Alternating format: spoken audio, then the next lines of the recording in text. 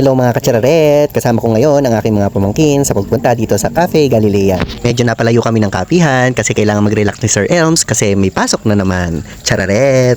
Dahil sa kaibigan kong si Jem kaya ako napuntahan ang lugar na ito. Very relaxing, very classy at very demure ang lugar. Chararet! Extended celebration ito ng birthday ni AJ at ang kanyang pagkaka-honor. Gayon din po ang celebration ni Jake kasi natubos niya na yung kanyang lisensya sa munisipyo.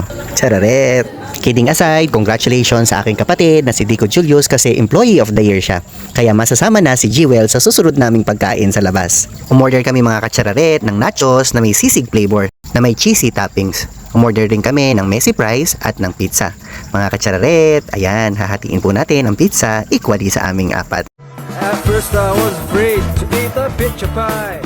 Kept thinking One slice for Abim, a pizza pie. one slice for AJ, Oh, so many nights and one slice for Jacob. along. Babawi na lang si Jake sa pagkain.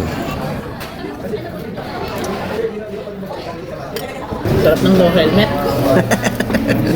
No helmet. Kaya mga katsararet, wear your helmet, ride safely palagi.